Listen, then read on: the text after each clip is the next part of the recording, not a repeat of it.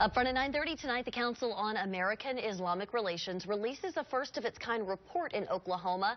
Some Muslim Americans in our state are victims of civil rights violations. Fox 25's Maria Garcia got an early look at that report to show us what it's like to be Muslim here in the Bible Belt. This is only on Fox Tonight. From screaming at a Muslim family in a for simply existing to being passed over for a job because of a religious article of clothing. Those are things happening in our state according to this report released just today by CAIR, a year's worth of struggles and triumphs. CAIR says it investigates all reports of discrimination. In the last year, 42% of those reports to the Oklahoma CAIR office did show evidence of discrimination. That's according to Civil Rights Director Veronica Laizure. Muslims are part of the fabric of Oklahoma life.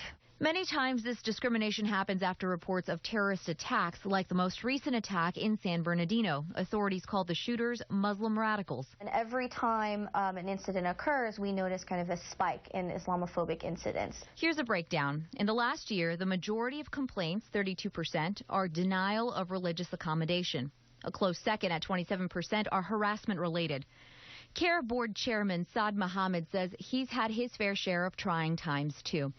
He talked to Fox 25 about teaching himself to see the positive in people, even when a large group attacked his character and religion during an educational talk at a Christian church. I don't want to mention that church, but it was a very, very trying night, and that was the most difficult time I've had. Another harassment complaint happened in an Edmond restaurant this summer. Laizure says a man came to a Muslim family's table and threatened the women and children. It was reported to police. And that people who verbally attack innocent families have one goal. Is to make American Muslims feel like they are not fully part of American society. It makes them feel like they cannot enjoy the same activities and the same rights that everyone else can enjoy simply because of their faith. Mohammed says his goal is to continue educational speeches in Oklahoma to remind his community about what Oklahoma Muslims are looking for. We're American people living in this country, and we're trying our best to help ourselves and our community.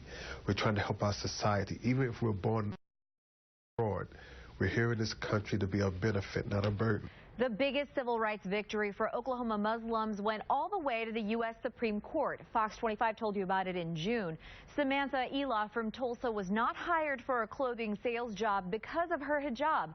She sued, and the court ruled in her favor. Maria Garcia, Fox 25 News.